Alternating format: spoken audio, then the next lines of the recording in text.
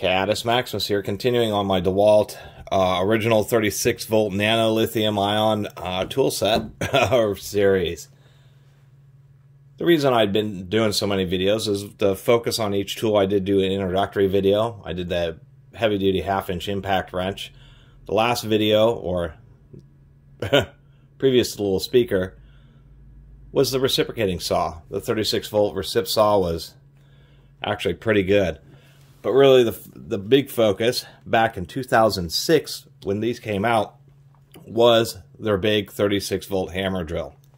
These were super expensive tools, but they were using a early lithium ion phosphate batteries, and they just, I believe the root cause is cell imbalance, and the batteries just didn't end up lasting to such a point that DeWalt actually just canceled the whole nano lithium tools, batteries, everything. And the batteries, trying to find these online, you know, old stock, they want $200, and you're still stuck with this ancient batteries, and it's pretty hard to find remanufactured ones. And it's really a shame because these were expensive tools and they were powerful for several years. These were the most powerful cordless drills you could get from DeWalt, I believe, until the DCD 996 came out. Even their first generation brushless, this old 36 volt, was still more powerful. And it's a shame that DeWalt hosed all their customers. Now, we'll focus on this just a little bit more. This thing was huge, absolutely massive. This uses A123 cells, and it's 10 volt, or excuse me, it's 36 volts, 42 charging. One thing is, people think the modern tools communicate with the batteries, and Milwaukee kind of advertises that. DeWalt has some basic stuff, but back in these days, and I was realizing with the variable speed on the reciprocating saw, is, you know, we have the big balanced terminal in the battery plus the primary, one's a thermal and then the primary power terminals. Well, on these tools, there's actually a connector. They fully interface with the controller that's on the battery. This battery I found, I was told it was more recently, quote-unquote, replaced when I bought these, but it has a 2006 stamp on it. It may have had new cells, but as I've been using it, I believe it doesn't, because even though this battery still works, it's behaving like it has 1/2 amp hour, 500 milliamp. It really dies pretty quickly, although strangely, it will charge up and have, you know, plenty of power and voltage. It just seems like all of its capacity is missing. With this hammer drill, it's a little bit different. It's kind of a throwback from the Makita 14 volt days. If people remember the Makita 14 and 18 volt drills, they had a little switch that was like a clutch lockout so that you could do drilling operations with the clutch, and then you could change bits and just quickly change a lever on those old Makitas. And it would just lock it up, and that would prevent you from having to crank the clutch up and down when you want to do drilling or driving screws. DeWalt, interestingly, has it as a screwdriving or hammer drill mode, but this ring is actually performing the same purpose. If we tighten this chuck, and this did have the ROM Supra self-tightening chuck, pretty nice. Now, since these are self-tightening and the whole collar spins, you wonder what prevents them from backing off into reversing operations. On the ROM Supras, this actually clicks over and then becomes a lockout. And I will be doing a teardown of this video, or excuse me, in this video of this drill, because it should be pretty impressive. Early days, 3-speed gearbox, it's been kind of a signature of the DeWalt, and why I went with the DeWalt drills. I mean, what's hilarious is, you know, any modern brushless drill is more than enough power for just about anybody. But back in the day, when you really wanted to drive some large bits, say, you know, big old, like this is a 2 9/16 self-feed bit, we'll be giving this a little try at. You had to get just absolutely huge, massive drills. Another oddity is, on most hammer drills, people know that, you know, do use clutches. You ramp the clutch all the way up, and then it has like a final setting, a really wide gap for the hammer mode. But on this DeWalt, since it uses a clutch lockout, what's interesting is the hammer mode is actually on the very end here. So if we tighten this up, there's the clutch, and we just switch that, and now it locks the clutch out. which gave you a very interesting effect, because if you were hammer drilling in a certain situation and you wanted to maybe prevent the bit from jamming or thinking you're going to run into some metal, you could actually do hammer drilling and the clutch would be on real soft. So you could do something like this. And then if the bit wanted to jam, the clutch would slip. But only on the lowest setting. So I thought that was kind of an interesting take on the gearbox. These were built pretty well. You know, DeWalt put a lot of engineering into this, and it was just a shame that they kind of just threw away this early lithium-ion series instead of, you know, sticking with the battery design. But instead, they went with the lithium cobalt design, and this is what they finally have stuck with, which is halfway decent. This is the 996, and, you know, this is like a 5-year-old drill. These two drills came out exactly 10 years apart. And that's effectively what happened in 10 years. They changed to a better battery technology. I think these were only 2 amp-hour batteries anyway. 72 watt-hours, since they were 36 volts. But, you know, now DeWalt has huge batteries. But if we compare this 100 watt-hour battery, we can see that there is a huge difference. Yet both of these drills just have the same amount of power. I mean, wow. This battery is like, surprisingly enough, it seems it's maybe half the size and weight, probably a little more, probably just 30 or 40% smaller. The other difference is of course, LED lights. Even on a big expensive drill like this in 2006, they could have put some lights on it, but they didn't, and that was kind of unfortunate. Has the older, more rounded grip instead of their modern articulated grip. And what we'll see with the brushless, oh, I should mention, the speeds are 400, 1200, and 1800. Where like on these, it's 450, 1300, and 2000. But if we line them up, what we'll see, even though this does have a tall battery, that thing is a darn tall battery, we can see that one thing that hasn't changed is just the height of these tools. They're almost as tall or the same height as each other. Where the real difference is, if we go to the Gearbox split, we can see that the, you know, second generation brushless motor and the newer, even the newer ones too, the motors are just a lot smaller, a lot shorter, and a lot more compact. But if we actually compare the gearboxes, this has a Jacobs 700 series carbide tooth chuck, which I do like better than the ROM chuck. The ROM chuck's a little bit long. The front ends are actually about the same size. It's just the fact that the batteries have gotten more compact and the motors have gotten a lot more compact. And then this is the more standard one where you have to crank the clutch all. This has an electronic clutch, but you have to crank the clutch all the way up in order to get into hammer drill mode. And of course, no belt clip, because this thing, you don't want to have something that heavy hanging off your belt. And I should mention that for most people, I mean, weekend warriors or homeowners, the new 12-volt brushless line, and I'm not a big DeWalt fanboy, I just have a couple of their drills and their little 12-volt impacts. I am a quarter tool person just because this is an example where you may spend a bunch of time and money investing into a battery system and tools, and then they just totally toss them all out. Also, since these tools are from the beginning days, first couple of years of YouTube, hardly any YouTube videos. Nobody really goes back to kind of fill that out. So that's another reason I'm doing these videos, is because there's like 3 videos on the DC900 on YouTube, and it used to be, I mean, DeWalt's most expensive cordless drill. Their most powerful, the biggest, baddest cordless tool that they had. The one, you know, the Contractor series. But man, you get a workout from this. As in the other videos, I want to mention the powerful charger. This is also back when they just did the nominal voltage, 36 volts. They didn't do the whole max thing that they're doing now. This would be like a, you know, like their lawn and garden 40 volt system. And you think if they were going to come out with a 40 volt system, they would have made the batteries compatible with their old tools, but they didn't. The DC 9000 1-hour charger, at least when you paid the money for the 36 volt tools, they didn't like have this whole array of varying grade of chargers that DeWalt now has. DeWalt has like 1.5 amp, 2 amp, you know, 4 amp. I mean, they just have all these different chargers. Back when you bought the 36 volt, you got the 1 hour charger, and it was a true 1 hour charger. 3 amps of output, and they're listing nominal voltage, although lithium ion would charge at 4.2 volts, so that would be, this is 10 cells wired in 10 3.6 volt nominal lithium ion cells wired in series, giving you 36 volts. That means that this charger is putting out 42 volts. At 3 amps, it's 126 watts. Quite a stout charger, and something DeWalt also downgraded on when they came out with the new generation of tools.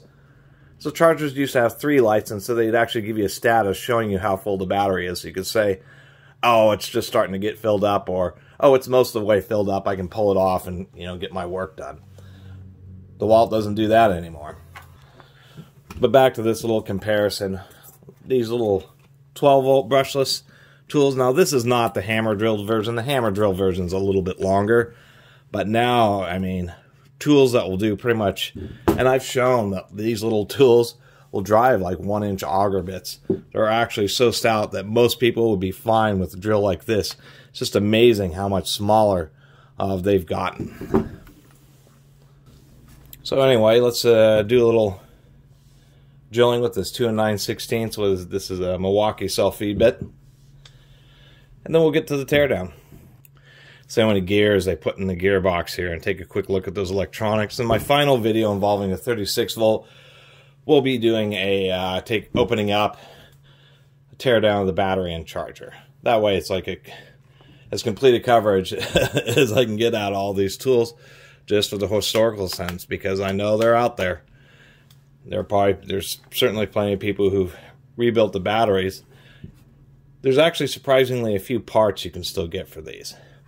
Anyway, we'll get this chucked up here.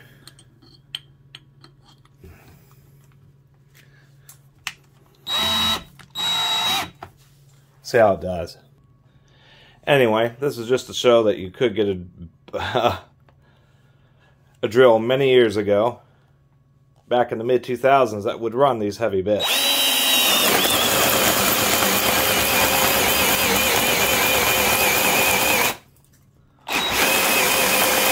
You can even stop mid-cut and go. These really did have some power.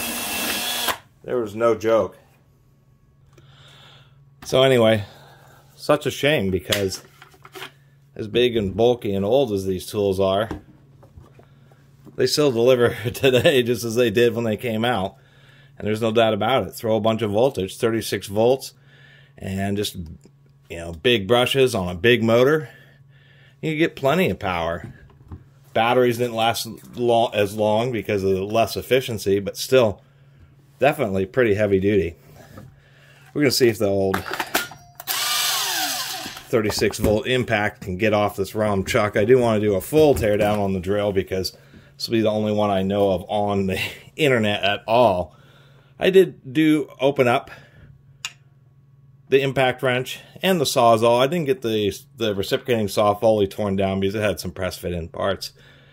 And I just took a basic look at the 36 volt impact wrench, and it's actually built the best because it only has single speed, and that's a 1/2 inch square or hex, and that ROM chuck will only take a 1/2 inch round. Some chucks are a little oversized, so now I gotta find a different tool.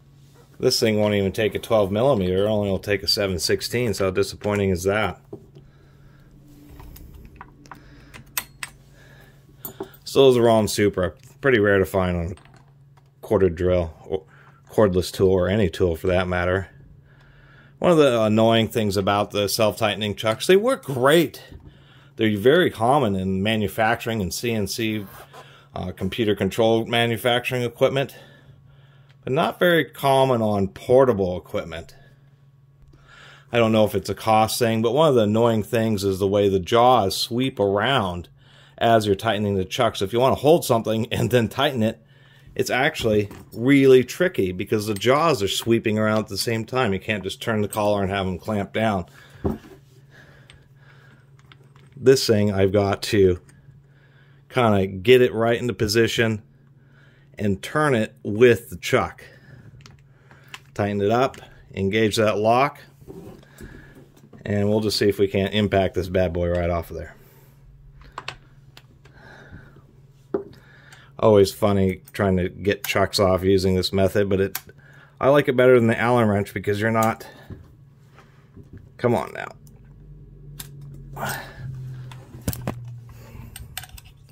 What a hassle. This impact wrench has a detent pin, not a hog ring, so make sure I am going in reverse. See if we can't just knock this off. Did that get it? Nope.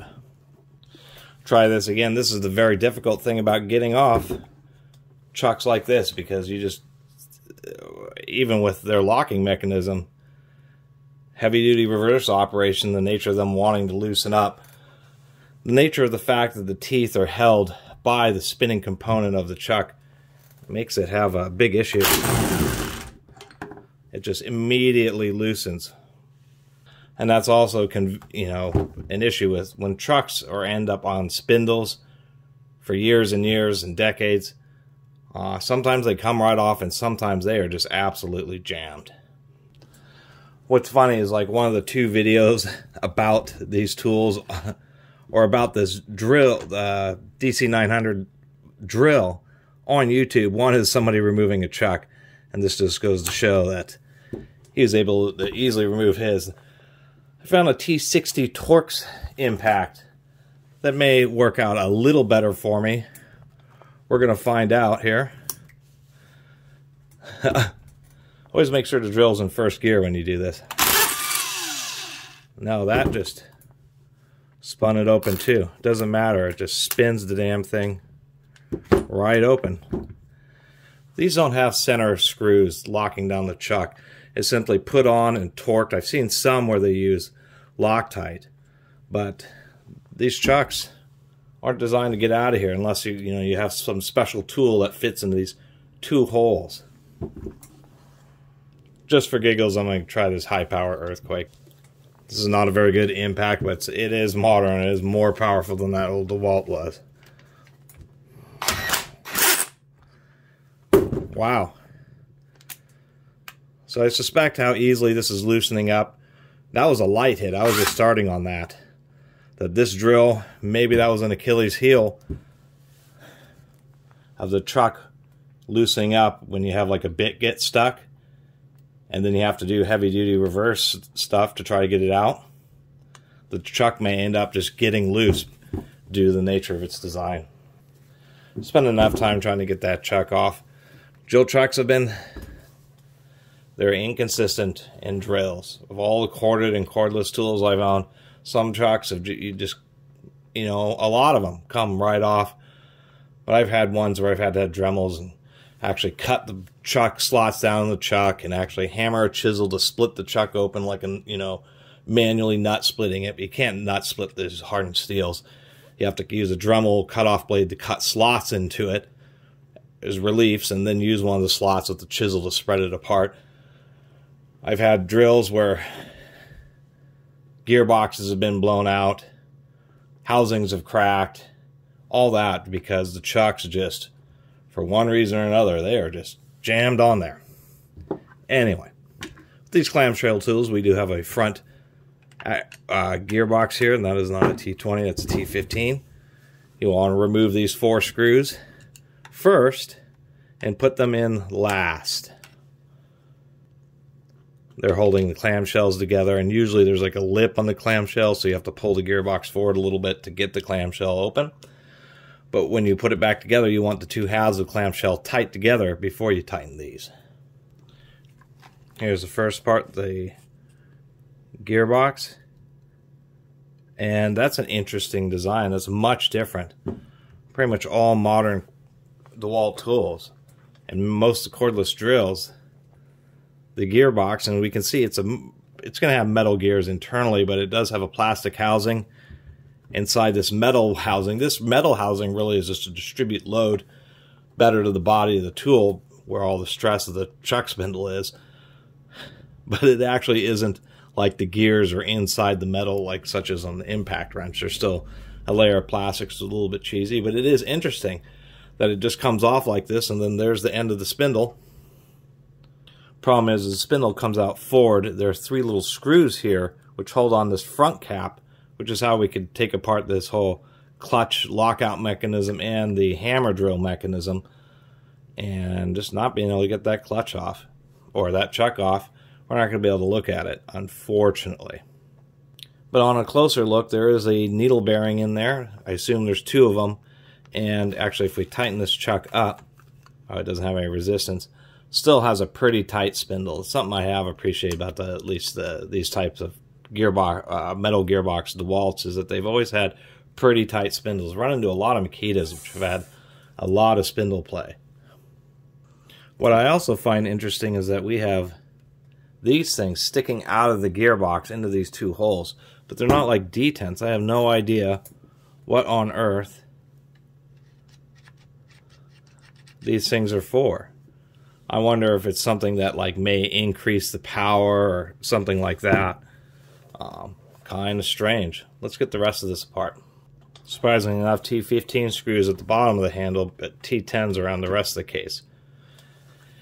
Anyway, pull the plastic case off. A lot of tools are glass are nylon, GA6, but we can see that's PC. This is polycarbonate. Pretty heavy duty. That's actually a better and more expensive plastic than they use these days.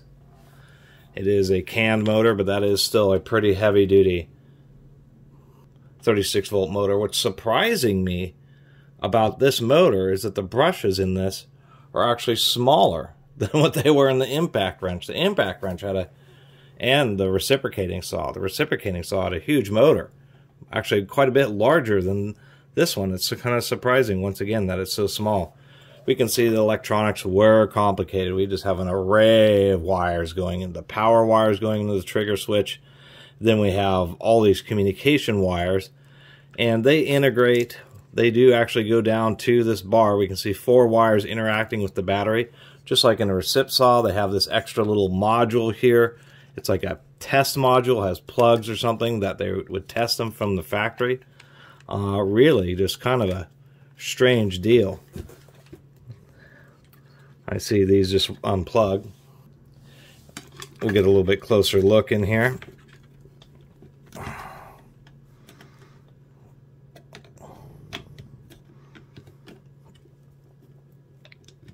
Yeah, those aren't coming off, you know, by themselves. They are pretty well staked. Geez. So that's the module that interfaces with the battery. I don't know if this is the variable speed chip or what is exactly going on here. It is it's a little hex screw. Kind of odd that it's soldered onto its own little circuit board there. Anyway, pretty complicated electronics. Let's get this out of here.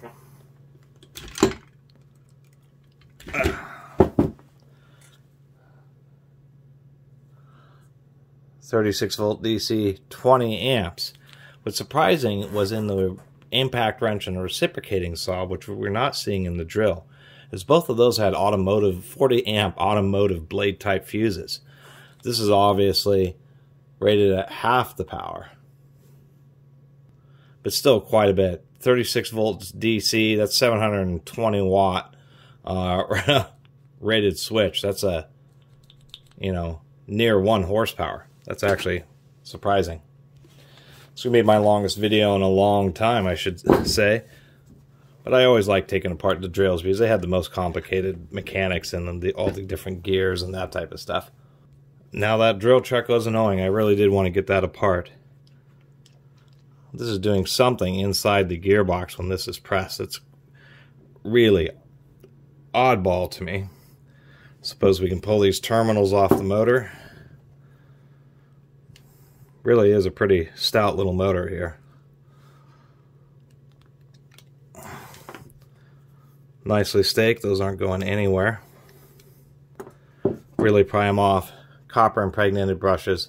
Ball bearing motor. It was proper. There are the numbers that are on this motor. Now usually with these gearboxes they are, there we go. They usually just come apart like this. Pull that out. A couple Torx screws holding that to the frame of the motor itself. Those are probably T10s. The back of the gearbox case, yep, those are T10s. Not very tight. Super stubby little screws. We can get this greasy thing off the front of the motor. That is a pretty big spur gear. And this is a stout motor. Even for a brushed motor, there's still, you can really feel the cogging, how strong the magnets are. We can also just get a little bit of a look at the windings.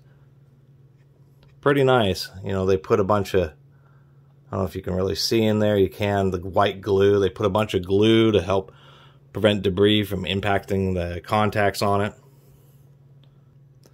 Being a permanent magnet brushed motor, it's a generator too. You probably get a fair amount of current coming off of this thing. Well, hopefully you ignored all my blabbing in most of this video and just decided to skip ahead to this part. Because this is where we're going to see how big the gears are. These are actually going to be a lot bigger. I wonder if it's just a metallurgy. Oh, interestingly enough, that was keyed to prevent it from wanting to slip out. And that first stage of gears is actually huge. I mean, let me hold that so you can get a relationship to my finger.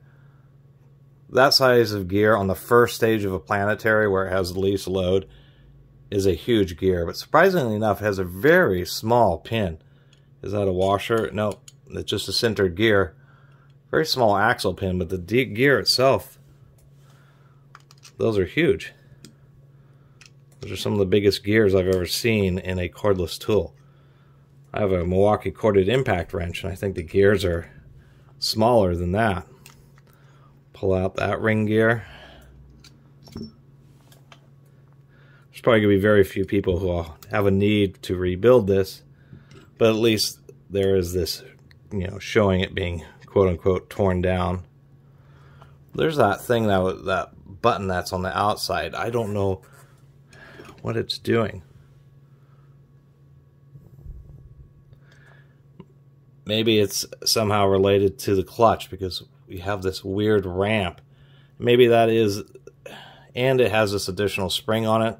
So that may just be the clutch, and for some reason it's run through this transverse bar all the way back into this, the first stage ring gear, which would be a very strange. Usually it's just like a ball bearing clutch. Here we have these. We do have 5 gears on the second stage. These are also massive. They're absolutely massive gears for a cordless tool. These gears were designed to not only take the torque. These are a lot bigger than they are in the DCD 996 or any of the newer DeWalts.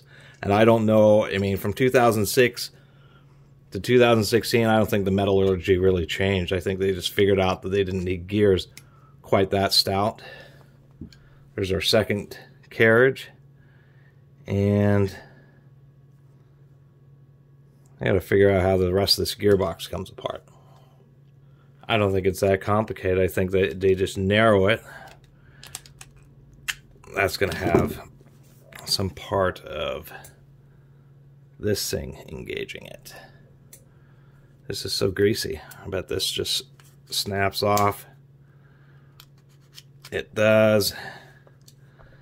And then what there is one sleeve here that moves this up and down, and a second sleeve I suppose would be locking both of these together, and that's how you're getting the 3 speeds. Speed 1 and then like a speed 2. I assume since these are little pins, these little gearboxes are super greasy. I don't know if I mentioned that. I bet you just pull these little pins out. Oh, it does want to come out, but it's like caught on something. This is kind of weird. This gearbox is strange. That is third gear, but one gear is engaging this into the case to force it to stay still or back up so it's able to turn freely. And there is a little wire. What turns out, since this outside this is so narrow, the trick is you actually had to tilt this sideways. And then once it was tilted sideways, you could pry it out, and that just gave you just enough room for those pins to clear. I've never had to pull that maneuver to get a gearbox apart before. See if I can't get this thing out of here. Gearboxes are actually much more straightforward usually than this. This one's so strange because this is like some kind of deal that locks this into place. Does have a Sprag clutch, so that's to hold the spindle still when you're working on the... let's get a different set of pliers. When you're trying to loosen or tighten the chuck. And it just has a square, so what ends up happening is when you're trying to back drive this with the chuck, as this turns, these little ball bearings try to ride up over that hump and just press in this outer ring. But when the motor's turning, the motor's actually turning this little internal piece right here with these lobes. And you can see how they're contacting this. And in this case, it just allows them all kind of drag around. Ends up pushing on the bearings, allows them to drag it around without those bearings locking up. It's only when the centerpiece tries to turn without the bearings moving at the same time. And they're just little posts. 5 little needle bearings in there. You use some very fine pliers to get these out.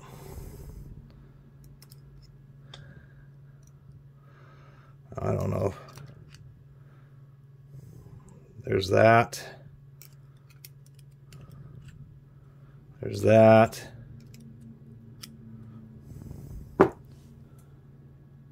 Figuring out the last of it.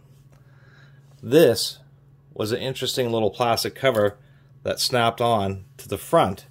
And now the whole front of this gear, the rest of the gears come out the front of the gearbox. The secondary collar, so that's how you get the 2 speeds, is it either locks up one of these collars or locks up both of them, effectively locking out the 3rd and 2nd stages, so you only have 1 reduction. So that's how it's changing gears.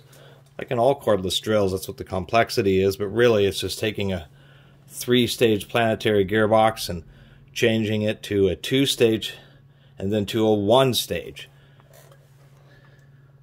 We'll pop this off. And we do have 5 final gears, so this was actually pretty impressive. This was a 14-gear gearbox. And even these, I mean, these things are... those are probably 5/8 of an inch. Those are probably 14mm wide gears. There's no joke here. And those center pins are quite a bit thicker for the extra torque that the stage will take. So thanks for my adventure. Or sticking with me for this adventure. I like doing this kind of stuff. And why I couldn't deal with the chuck on the on this drill, but I definitely wanted to see inside the gearbox and share that with everybody who is kind of into this type of stuff. Just so you could see. Here's the 1st stage, 2nd stage, and 3rd stage. Get those organized. 1st, 2nd, and 3rd. And those are once again some of the biggest gears I've ever seen in any cordless drill as far as physical size. And it explains a lot of the front end weight, not just the drill chuck, but the fact that there was a lot of steel in the front of this drill. DeWalt really was intending for it to last a long time. DeWalt has since patented gearboxes, and I'll explain that. They're newer gearboxes. They're just the same as this, except for on top of the other end of the post, they've press fit another plate. And I've also talked about upgrading the DCD 996 to having a 10-gear 3rd stage. On the DCD 985, the non-hammer drill version, so the 20-volt, what used to be the best 20-volt brushed, the 1st and 2nd generation brushless, at least on that final stage, are all intercompatible. But for some reason, they had 10 posts where there were only 5 gears populated. So when I found a broken drill, I pulled out the other 5 gears and integrated them. This cannot be upgraded the same way. There's only 5 posts. There's only space, physical space, with those 5 gears. So they've totally changed the gearbox. But once again, these things are just crazy. I think these really are like the same size as in some corded tools that have had planetary gearboxes. Insane. Anyway, this video has gone on for way too long. I really appreciate everybody who's been watching and subscribing, and if you haven't subscribed, please do. Until next time, Catus Maximus out.